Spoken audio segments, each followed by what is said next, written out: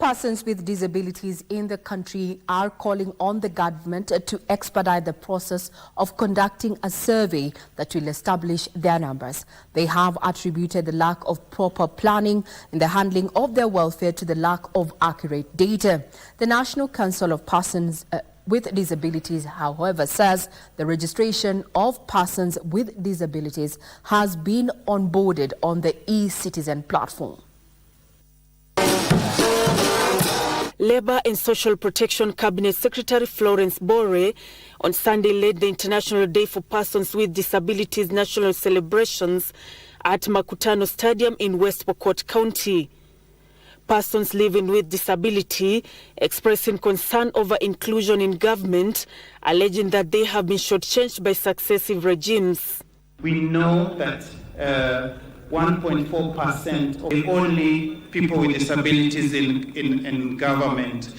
We know that only 37,000 persons with disabilities are on cash transfers, and recently the government improved that to 100,000. Labour and Social Protection Cabinet Secretary Florence Bore, however, want that gains made through the clamour for inclusion of people living with disabilities risk being eroded by people masquerading as disabled persons to land government tenders.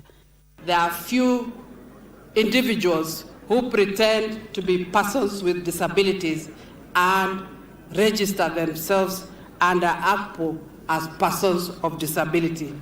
Going forward, we will ensure we clean up and ensure that the persons with disabilities are the only ones who benefit from that program. Calls were made for government to prioritize conducting a survey to establish the accurate data on PWDs. We recognize the unique challenges faced by people with disabilities, and we must work together to dismantle the barriers that prevent them from fully participating in all aspects of life. In line with the directive of His Excellency the President to digitize key government services, tumeenda sasa notch ahead. Sasa hiyo registration pia tumeweka on the platform ya e-Citizen na tumelaunch on Monday this week. CS Bore has promised to lobby for the passage of the 2023 Persons Living with Disabilities Bill before the end of the current financial year. The Persons with Disabilities Bill 2023, when passed into law, will transform the disability agenda in our country.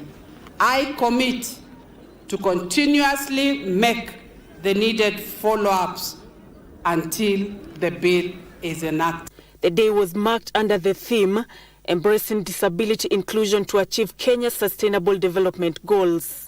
As the International Day of Persons Living with Disability comes to a close, the group is calling on the government to give them more opportunities in the public sector in the spirit of inclusivity.